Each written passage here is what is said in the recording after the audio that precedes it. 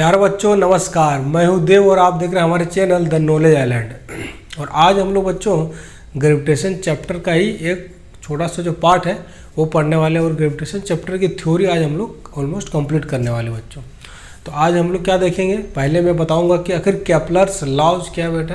Kepler's laws के बारे में थोड़ा पढ़ेंगे कि आखिर प्लैनेट्स का मोशन कैसे होता है, वो गवर्न कैसे होता है, वो गवर्न केपलर लॉज से होता है, उसके बारे में थोड़ा बात करेंगे। और फिर हम लोग समझेंगे कि आखिर हाउ टाइड्स वर्क, बेटा टाइड्स जो होते हैं उसका रीजन क्या है, उसके पीछे रीजन क्या है। ये दो बातों को आज हम लोग समझने वाले हैं। तो बच्चों पहले बात करता हूँ आखिर केपलर्स लॉज के बारे में। तो केपलर्स लॉज जब आया था बच्चों, केपलर्स एक साइंटिस्ट का नाम था। और साइंटिस्ट ने जब बेटा न्यूटन भी नहीं आए थे, मतलब न्यूटन से पहले की बात है। और उस समय क्या था कि लोगों को ग्रेविटेशन ना, मतलब उसका थ्योरी कुछ था ही नहीं बच्चों, क्योंकि न्यूटन उस समय आया नहीं था। और लोगों को उतनी जानकारी थी नहीं, उसमें लोगों को कुछ मालूम नहीं था। लेकिन उसमें लोगों को इंटरेस्ट बहुत ज़्यादा, इंटरेस्ट उस समय भी था लोगों को कि जानने में कि आखिर जो सेलेस्टियल बॉडी है, जो प्लैनेट्स है, स्टार्स है, वो आखिर उनका मोशन कैसा होता है और उनके बारे में जानने की इच्छा लोगों में थी पहले से। तो वहाँ पे जो उस समय के जो बेटे जो मतलब उसमें के जो रिसर्चर्स थे, उसमें मोस्टली लोग फिलोसफर्स होते थे। तो जो उस समय जो केपलर्स थे या और भी जो उसी दौरान जो लोग थे, उन लोगों ने क्या किया, जो साइंस में थोड़ा बहुत इंटरेस्ट रखते थे, तो वो ऑब्जर्वेशन लेते थे टेलीस्कोप से। आखिर प्लैनेट्स के मोशन का, टेलीस्कोप से मोशन का उसको ऑब्जर्व करते थे, आखिर उसकी टाइम पीरियड क्या है। तो बहुत सारी चीज़ों का ऑब्जर्वेशन लेने के बाद, और केपलर भी इन सब चीज़ों में इन्वॉल्व थे बच्चों। और वहाँ पे उन्होंने क्या किया, केपलर्स ने बहुत सारा डेटा एक तरह का रिकॉर्ड किया। उन्होंने टेलीस्कोप से बहुत सारे ऑब्जर्वेशंस उन्होंने लिए बच्चों मोशंस के बारे में। और उन्होंने फिर अपना लॉ फॉर्मुलेट किया है कि आखिर ये प्लैनेट्स मोशन कैसे करते हैं। और ये अपने आप में एक अचीवमेंट है, क्योंकि उस समय लोगों को कुछ ज़्यादा जानकारी नहीं थी बच्चों। लेकिन उतना डेटा कलेक्ट करना, क्योंकि प्लैनेट्स का मोशन तो बहुत टाइम लगता है बच्चों, तो साल भर मतलब डेटा कलेक्ट करके फिर उसके बारे में कोई ऑब्जर्वेशन देना जो कि प्लैनेट्स के मोशन के डिस्क्राइब करता है, ये अपने आप में एक अचीवमेंट मैं मानता हूँ। तो उन्होंने अच्छा काम किया। तो वो जो लॉज है बेटा, उन्हीं को हम लोग देखते हैं। तो उनका 3 लॉ क्या है।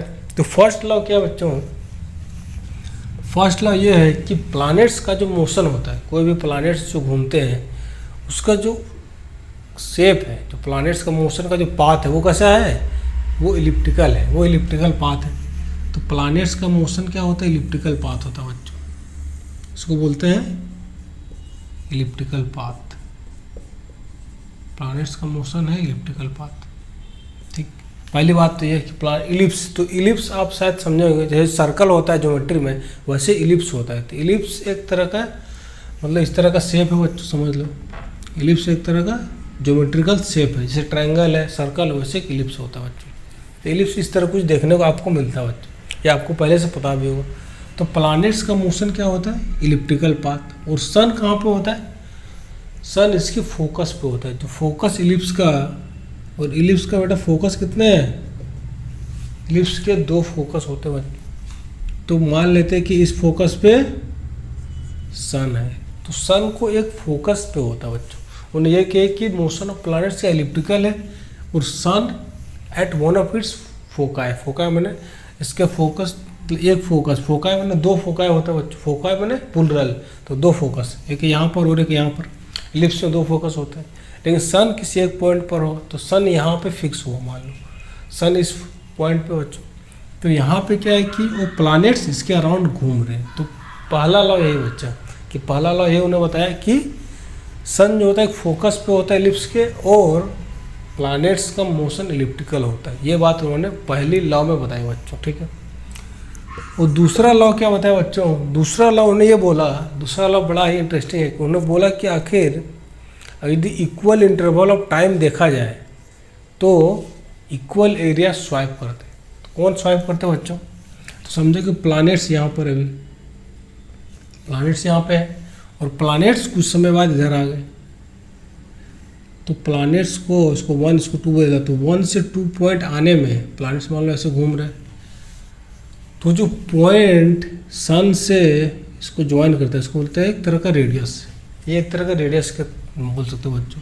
तो जो रेडियस वेक्टर है सन और प्लैनेट को ज्वाइन करता हुआ, ये जो एरिया स्वाइप करेगा बच्चों, ये एरिया मान लो ये टाइम टी में प्लानेट ने 1 से 2 गया बच्चों, तो इस केस में जो इन्होंने एरिया, ये एरिया इन्होंने स्वाइप किया है, तो इक्वल टाइम इंटरवल में ये जो रेडियस वेक्टर वो इक्वल एरिया स्वाइप करता है बच्चों, प्लानेट्स कहीं पे भी हो। तो मान लो प्लानेट्स अभी यहाँ पर है और यहाँ पे है, तो यदि यहाँ भी सेम टाइम इंटरवल लिया जाए, जो टाइम इंटरवल टी यहाँ पे मैंने लिया है वही टाइम इंटरवल टी यहाँ पे मैं लेता हूँ, तो ये जो रेडियस वेक्टर है बच्चों, ये वाला, ठीक से डायग्राम ऐसा और ये ऐसा बनेगा, तो ये जो एरिया आएगा बच्चों, तो ये एरिया और ये एरिया, ये दोनों एरिया सेम होगा बच्चों, ये 3 4।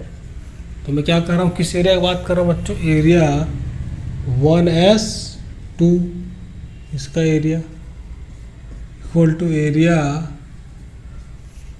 ये क्या है 4s3। तो ये जो एरिया आ रहा है बच्चों, ये एरिया, दोनों एरिया बराबर है।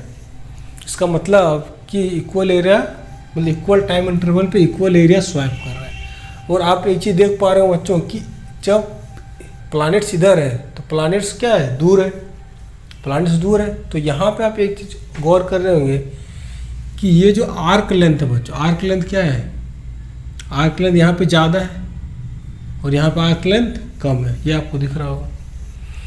तो ये इक्वल इंटरवल स्पीड क्या होता है, स्पीड होता है कि distance travel in equal interval time पे हम लोग डिस्टेंस देखते हैं कि आखिर कितना डिस्टेंस, जो सेम टाइम इंटरवल पे ज़्यादा डिस्टेंस ट्रेवल करता है उसकी स्पीड ज़्यादा बोलते हैं। तो यहाँ पे आप देखेंगे प्लैनेट्स की स्पीड थोड़ी क्या है, स्लो है बच्चों, क्योंकि सेम टाइम में कम आर्क लेंथ कवर हो रहा है। स्पीड की बात कर रहा हूँ, तो स्पीड यहाँ प्लैनेट से कम है बच्चों, यहाँ पे स्पीड ज़्यादा है। तो प्लैनेट जब सन के पास है बच्चों, तो यहाँ पे स्पीड उसकी ज़्यादा हमको देखने को मिल सकती है, क्योंकि एरिया तो सेम कवर कर रहा है। तो सेम एरिया कवर करने के लिए ये आर्क लेंथ ही बड़ा हो सकता है, क्योंकि आर तो यहाँ पे फिक्स है बच्चों। तो एरिया सेम होने के लिए आप समझ रहे हो कि इसकी आर्क लेंथ ज़्यादा हो, तभी वो एरिया आप, इसका मतलब कि यहाँ पे स्पीड इसकी कम है, यहाँ स्पीड ज़्यादा है बच्चों। तो ये लॉ में बोला नहीं गया, ये मैं एक ऑब्जर्वेशन बता रहा हूँ।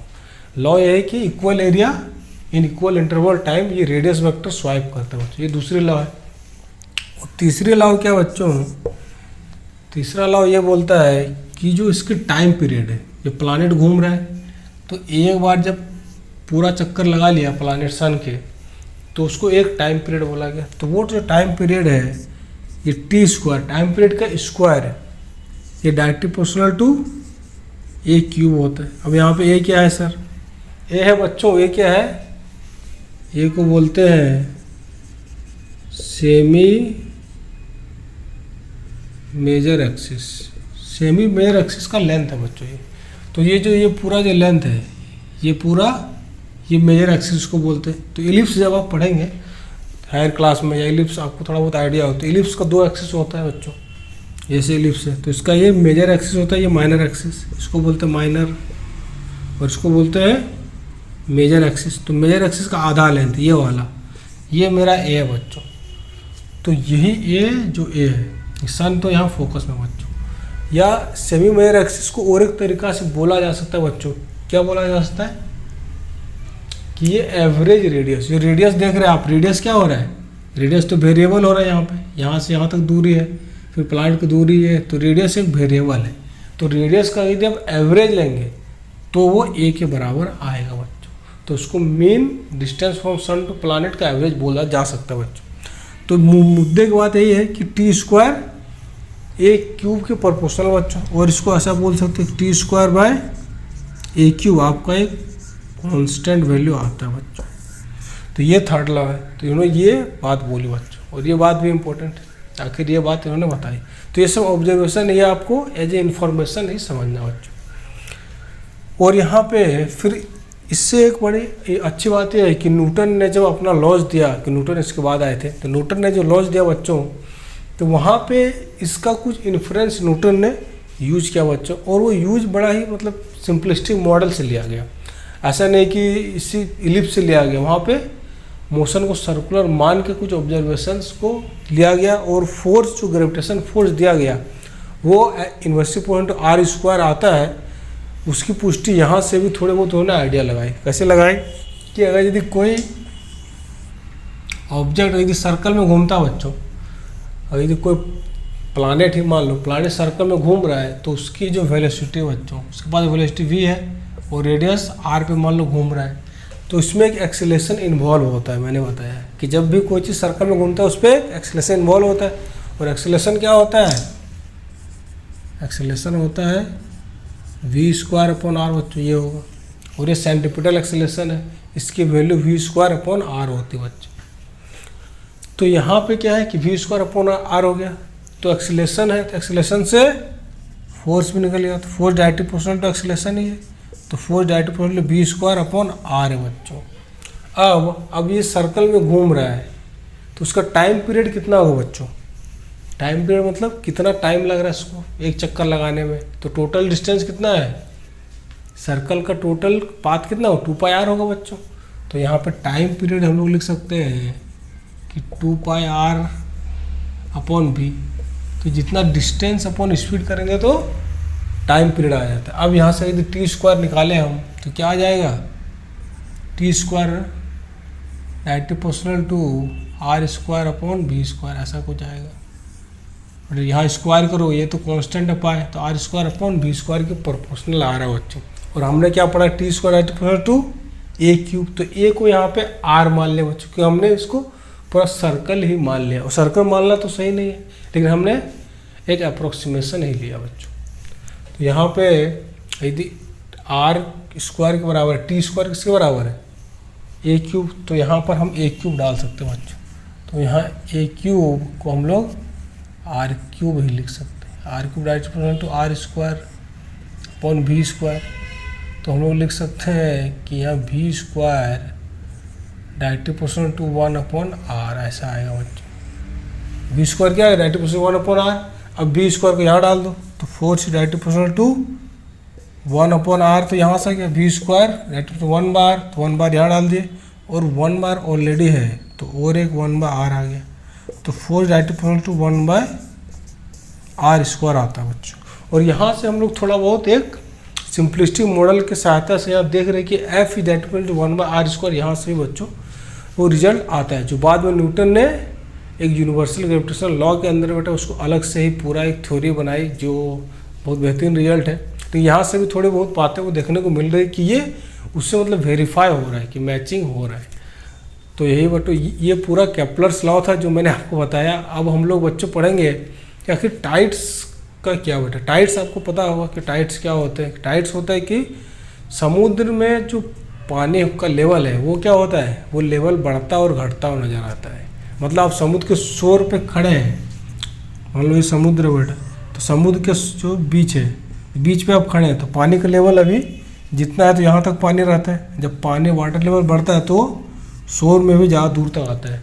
और ये ऑब्जर्वेशन आप समुद्र में जाएंगे कभी तो आप देख सकते हो, वो लेकिन तुरंत नहीं होता बेटा, वो टाइम लगता है। मतलब एक दिन में आप देख सकते हो, आप वहाँ पर दिन भर रहेंगे तो आप ऑब्जर्व कर सकते हैं, तो उसमें टाइम लगता है। एक दिन में हो सकता है 2 बार आप देख सकते हैं।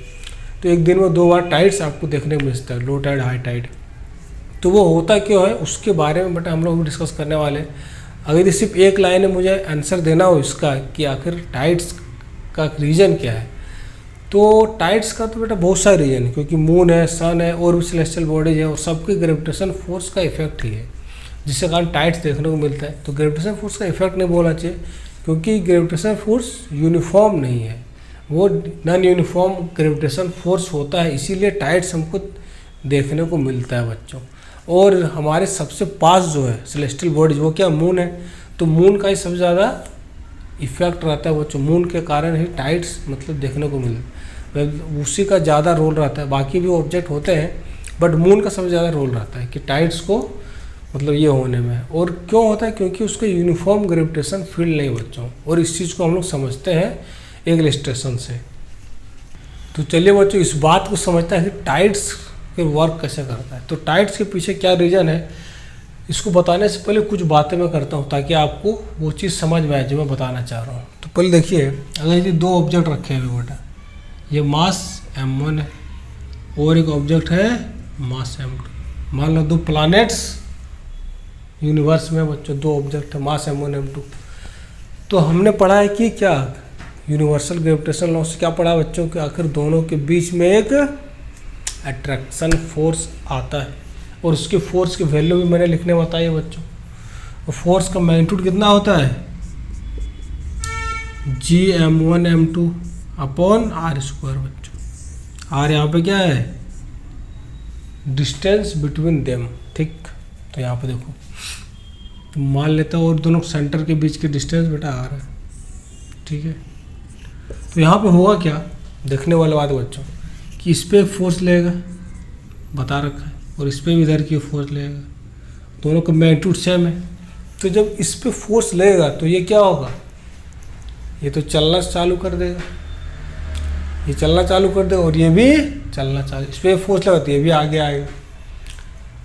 तो आप तो बोलेंगे सर कि मून और अर्थ तो कभी टकरा नहीं रहे, तो बेटा मून के पास एक वेलोसिटी परपेंडिकुलर डायरेक्शन में, मतलब कि सर आप जब धागा बांध के किसी चीज़ को सर्कल में घुमाते हैं तो उस पार्टिकल के पास बच्चों एक वेलोसिटी होती है परपेंडिकुलर, जो रस्सी है उसके परपेंडिकुलर वेलोसिटी है, और टेंशन रस्सी के अलॉन्ग है। तो टेंशन तो से आप घुमाते हैं किसी चीज़ को, पार्टिकल से मान लो ये है, और रस्सी बांध के आप इसको घुमा रहे हैं, तो टेंशन तो इधर है बच्चों, ठीक, लेकिन इसकी वेलोसिटी इधर है। तो ये पार्टिकल तो इसके पास तो नहीं आ रहा है, आ रहा है क्या, वो तो सर्कल में घूमता रहता है, उसके पास नहीं आता, क्योंकि इसकी परपेंडिकुलर वेलोसिटी, इसीलिए ये इसके पास नहीं आ रहा है बच्चों। अगर यदि इसके पास वेलोसिटी नहीं होती और आप ऐसा कुछ जुगाड़ करें कि इसको फोर्स इधर लग रहा है, तो ये इधर की ओर आता, बिल्कुल आता। लेकिन बच्चों रस्सी ऐसा चाहिए जिसमें सिर्फ टेंशन होता है, इसमें सिर्फ बाहर की ओर फोर्स लग सकता है, तो इसीलिए ऐसा नहीं होता। क्योंकि यहाँ पे क्या बच्चों, मैं मान रहा हूँ कि मून के पास बेटा एक वेलोसिटी, वो इसीलिए अर्थ के पास नहीं आ रहा है, और उसको अट्रैक्शन हो रहा है, बट उसके पास एक परपेंडिकुलर वेलोसिटी, इसलिए मून नहीं आ रहा है। यहाँ पे मैं मान रहा हूँ कि दोनों मास के पास अभी कोई वेलोसिटी नहीं, पहले से वेलोसिटी नहीं है अभी, ठीक। मैं ये मान रहा हूँ कि दोनों मास अभी रेस्ट पर है, यह एक हाइपोथेटिकल में केस ले रहा हूँ। तो यहाँ पे एक मास, ये भी मास, तो ऐसा रखे होने से क्या, दोनों पे एक ग्रेविटेशन फोर्स लग रहा है, और दोनों चलना चालू करते हैं। कुछ देर बाद क्या होगा, दोनों टकरा जाएंगे, टकराएंगे ना, बिल्कुल टकरा जाएंगे बच्चों। तो ये तो बात हुई पहली, ठीक, कि दोनों ग्रेविटेशन फोर्स के अंडर अट्रैक्शन होगा, ठीक है। अब देखो बच्चों, यहाँ पे समझने वाले क्या बात है, और इसकी एक्सीलरेशन क्या होगी पहले ये समझो। तो इसका एक्सीलरेशन मैं लिखता हूँ, एक्सीलरेशन ऑफ 1 लिखता हूँ, इसको 1 बोल देते हैं और इसको 2 बोल देते हैं। इसका एक्सीलरेशन मैं लिख रहा हूँ, तो इसका एक्सीलरेशन क्या होगा, फोर्स अपॉन मास। ये बात मैं ऑलरेडी बता चुका हूँ, लॉज ऑफ मोशन में एक्सीलरेशन कैसे लिखना है। तो फोर्स कितना लग रहा है, Gm1m2 upon are square into m1। तो इसका एक्सीलरेशन कितना आ रहा है बच्चों, Gm2 अपॉन आर स्क्वायर।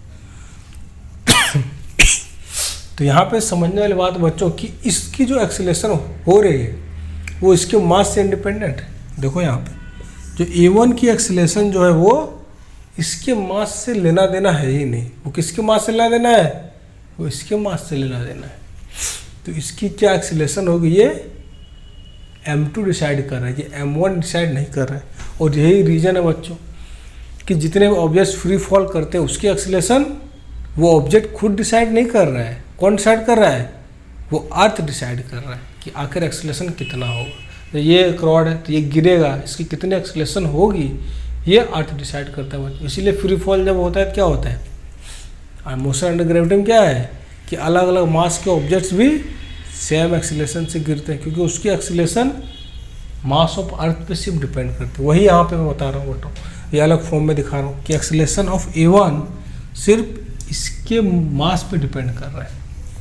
तो ये बात समझो, इसकी एक्सीलरेशन इस पे होगी बच्चों, ठीक। और यहाँ पे क्या है समझने वाली बात बच्चों कि अब मैं क्या कर रहा हूँ कि इसी मास को मैं थोड़ा, ये मास थोड़ा बड़ा है, अब मैं इस मास को हटा के यहाँ पे क्या कर रहा हूँ, ऐसे छोटे छोटे मास रख देता हूँ, ठीक, छोटे छोटे मास रख दिया। अब मैं छोटे छोटे मास रख दिया, इसको आप कुछ भी बोल दो, 1 2 3 4, और सबकी मास मान लो पहले m1 था, m1/4 करके रख दिया। तो अब देखिए यहाँ पे, अब ग्रेविटेशन फोर्स जो होगा बच्चों क्या होगा, अब एक्सीलरेशन क्या होगा, ये r पे डिपेंड कर रहा है। एक्सीलरेशन तो अब भी इन सब का मास का होगा, और एक्सीलरेशन किस पे डिपेंड कर रहा है, r पे। तो अब देखो इसका r यहाँ से यहाँ है, इसका r यहाँ से यहाँ है, इसका r तो यहाँ से यहाँ है, और इसका r यहाँ से यहाँ है बच्चों। तो यहाँ पे r देखने को आपको क्या मिला है, अलग अलग r देखने को मिल रहा है। इसका मतलब ये सब में क्या आ रहा है, एक्सीलरेशन अलग अलग प्रोड्यूस होगा। ये बात को समझो कि यहाँ पे r अलग है, यहाँ भी r अलग, यहाँ भी अलग। तो इसकी एक्सीलरेशन इससे जो दोनों की जो फोर्स आएगी उससे लिखेंगे, और फाइनली यही आने वाला है। तो इसकी एक्सीलरेशन r अलग है, तो इसकी एक्सीलरेशन अलग होगा, इसका भी अलग, इसका भी अलग। अब समझो जो सबसे पास में बड़ा है, जो इसके सबसे पास में है, उसकी r सबसे कम होगी और उसकी एक्सीलरेशन सबसे ज़्यादा होगी, क्योंकि r कम है तो एक्सीलरेशन ज़्यादा। सबका मास m बराबर मान लो, तो इसका r कम है तो इसका एक्सीलरेशन ज़्यादा। वैसे देखो ये दोनों एक्सीलरेशन सेम होगा, क्योंकि ये दोनों लगभग सेम r पे, और ये सबसे ज़्यादा दूर पे है तो उसकी r सबसे ज़्यादा, जिसकी r सबसे ज़्यादा डिनोमिनेटर में, तो उसकी एक्सीलरेशन सबसे कम होगी। इसका मतलब अब जो मोशन होगा कैसा होगा बच्चों, देखो यहाँ पे मैं मिटाता हूँ थोड़ा। अब क्या होगा बच्चों, इसकी एक्सीलरेशन ये चलेगा, तो ये चलेगा कैसे, इसकी एक्सीलरेशन यहाँ पे तो r कम है तो एक्सीलरेशन ज़्यादा है, तो ये ज़्यादा तेज़ी से चलेगा, तो ये आगे आ जाएगा ऐसा कुछ, ठीक। और इसको मैं मान रहा हूँ सब सिमेट्रिक है, एक स्फेरिकल पिरामिड, तो ये आगे ज़्यादा चलेगा, और ये थोड़ा ये आगे तेज़ी से जाएगा क्योंकि इसकी एक्सीलरेशन ज़्यादा है r, और इसकी थोड़ी कम है तो ये हल्का धीरे चलेगा, और ये दोनों सेम चलेंगे। तो ऐसा होगा बच्चों। तो आपको धीरे धीरे क्या दिखेगा, ये अभी मान लो एक सर्कल पे है ये चारों, ठीक है, ये चारों मास एक सर्कल पे थे। तो अब ये धीरे धीरे ऐसे, इसकी एक्सीलरेशन ज़्यादा है तो ये तेज़ी से चलेगा, ये धीरे से चलेगा, और ये दोनों बराबर। तो धीरे धीरे इसका आपको देखा ये फ्लैट हो रहा है, ऐसा हो रहा है, क्योंकि ये तेज़ी से जा रहा है, ये कम जा रहा है, क्योंकि ये ज़्यादा चल पा रहा है, एक्सीलरेशन ज़्यादा है, ऐसी कम है। तो धीरे धीरे इसके सर्कुलर, आप सर्कुलर पोजिशन नहीं देख पाएंगे, बाद में दिखेगा ऐसे कि ये चपटा हो गया है, कि ये इधर जा रहा है और ये इधर जा रहा है बच्चों, ऐसा दिखेगा आपको। बाद में दिखेगा ये ऐसे हो गया, तो आपको धीरे धीरे ऐसा मोशन देखने को मिलेगा बच्चों। ऐसा प्रतीत हो कि सारा ये हो रहा है, कि ये फ्लैट हो रहा है, ठीक है, क्योंकि इसके एक्सीलरेशन, क्योंकि यहाँ पे ग्रेविटेशन बट अलग अलग लोकेशन पे अलग अलग है, तो उसकी एक्सीलरेशन अलग अलग आ रही है, ठीक। लेकिन अभी अलग अलग लिया है, लेकिन जब एक रिजिड ऑब्जेक्ट है बेटा, जो रिजिड है, ये तो अर्थ है, ये कंटिन्यूअस है, लेकिन इस पे भी तो अलग अलग पॉइंट पर अलग अलग एक्सीलरेशन हो रहा होगा। लेकिन ये तो पूरा सॉलिड मास है, तो सॉलिड मास तो साथ में ही चलता है, लेकिन इस पर भी एक ऐसा लग रहा हो जैसे कि ये अर्थ को तोड़ना चाह रहा होगा, क्योंकि ये इसकी एक्सीलरेशन ज़्यादा है, ऐसी कम है, तो इसकी वेलोसिटी धीरे धीरे बढ़ेगी, ज़्यादा ऐसी कम हो, तो ऐसा लगेगा जैसे अर्थ को टीयर कर रहा है। बट टीयर होता नहीं बच्चों, उसकी लिमिट है, तो वो टीयर नहीं होते। तो ये रिजिड बॉडी तो साथ में ही चलते, लेकिन अर्थ सरफेस जो पानी है, पानी तो मट्टी से थोड़ी ना रिजिडली कनेक्टेड है, पानी तो फ्लूइड है बेटा, वो आराम से ये कर सकता है, तो उसीलिए फ्लूइड पे इफेक्ट आता है। अब उसको मैं थोड़ा एक्सप्लेन करता हूँ क्या होता है। अब मैं उस चीज़ को बताता हूँ। पहले आपको ये समझ में आ गया होगा कि अलग अलग आर पे अलग अलग एक्सीलरेशन होता है। आप देखो भाई लोग, यह है मेरा मून, आप समझ लो ये मून है भाई, ठीक, और ये है अर्थ, और अर्थ पे ये है थोड़ा थोड़ा पानी।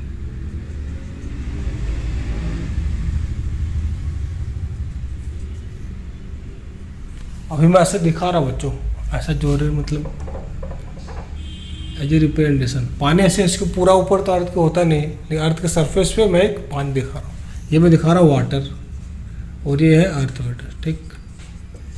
अभी क्या होगा कि मून के कारण तो अभी भी लगेगा, हर पॉइंट पे क्या लगेगा, हर पॉइंट पे अलग अलग एक्सीलरेशन ड्यू टू ग्रेविटी। लेकिन इस केस में क्या होता है कि अर्थ जो है क्या है, मून तो घूम रहा है अर्थ के अबाउट, तो यहाँ पे मून और अर्थ पास तो नहीं आ रहे, लेकिन इनके पास भी एक एक्सीलरेशन है, एक्सीलरेशन तो होगा ही, ये भी इसको अट्रैक्ट करे, ये भी इसको अट्रैक्ट करे, तो अर्थ के पास भी एक एक्सीलरेशन है। अब मून के फ्रेम से देखेंगे तो अर्थ कैसा दिखेगा, रोटेट करता हुआ, तो अर्थ के पास भी एक्सीलरेशन है।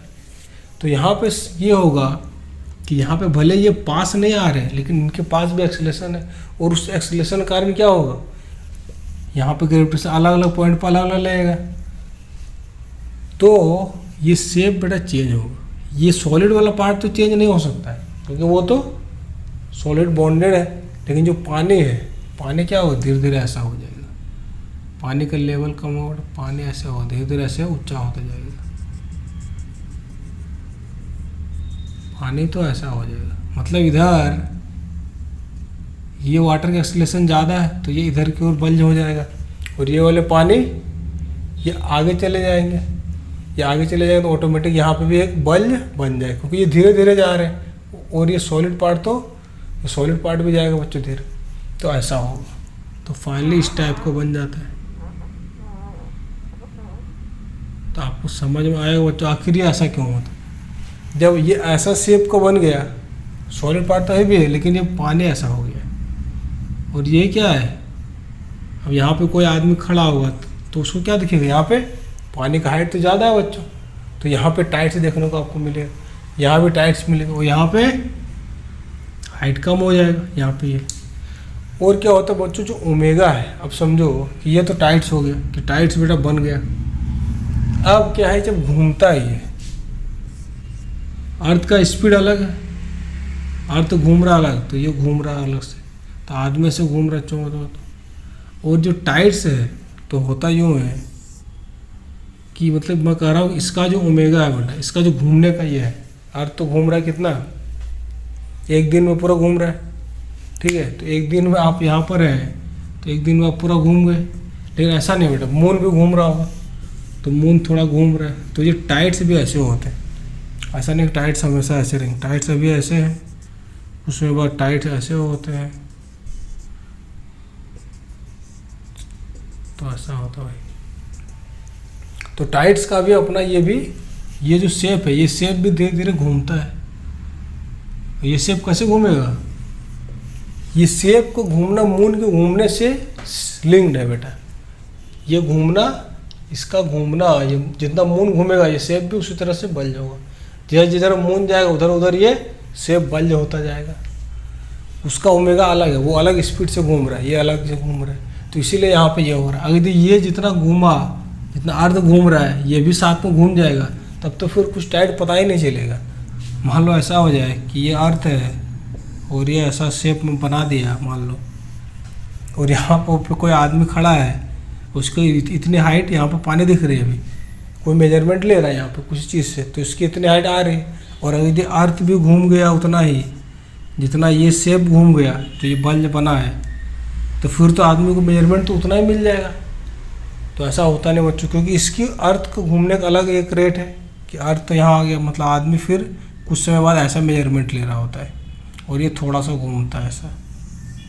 तो ये बता रहा हूँ बच्चों, इसीलिए आपको ये टाइट्स देखने को मिलता है। आपको ये बात समझ में आए कि आखिर मैं यहाँ पे ये बता रहा हूँ कि बच्चों कि आपको समझ में आए कि आखिर टाइट्स होने का रीज़न है कि ग्रेविटेशन फील्ड यूनिफॉर्म नहीं होता है। ये बात को समझो कि मून अलग अलग पॉइंट पर अलग अलग लगा रहा है और ऐसा शेप होता है। तो आई होप आपको ये वीडियो पसंद आएगा बच्चों, और समझ में आएगा आखिर टाइट्स कैसे काम करते हैं। तो हम लोग मिलते हैं अगले वीडियो में बच्चों। आज के लिए इतना ही, थैंक यू।